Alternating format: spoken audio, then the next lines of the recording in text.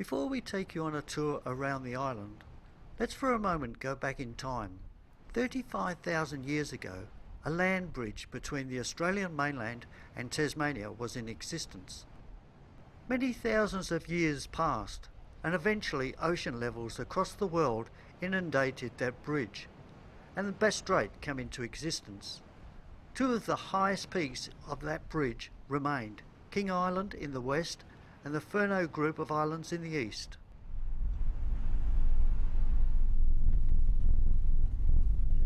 We turned onto the Northeast River Road that was in good condition. Along the way we came across a parking area that looked onto the mouth of the Northeast River. In the distance we could hear the sound of ocean waves not far from our location.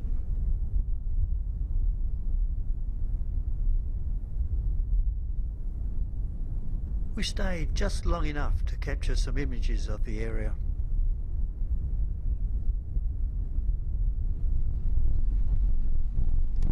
Back in the car, we followed the winding track to the end.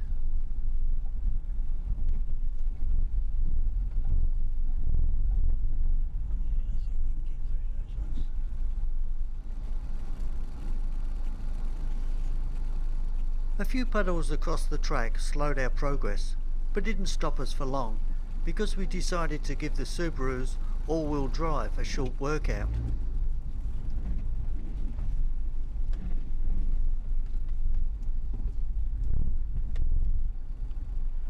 Once through the puddles, we parked the car looking out onto Bass Strait.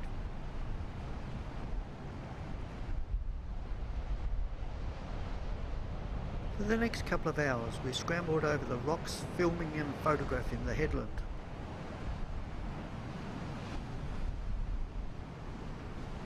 On Captain Cook's second voyage to Australian waters in 1773, Tobias Furneaux was commanding the support vessel, and is credited as being the first European to sight this group of islands, which were eventually named after him.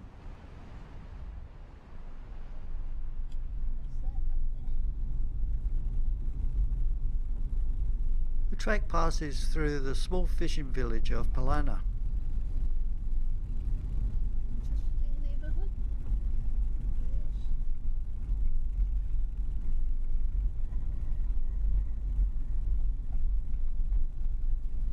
Coming up on the left-hand side is a concrete bunker that housed a generator used to power a radar station that was built here during the Second World War.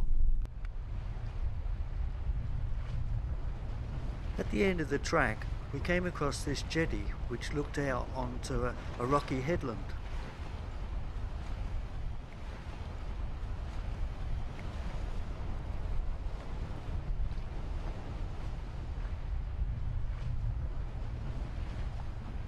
While we were in the area, we were lucky enough to see this cormorant drying off its wings.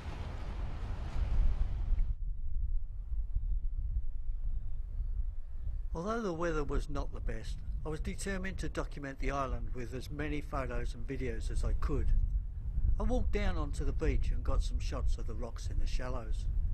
I got the impression many of the rocks looked like grey and red icebergs floating in the bay.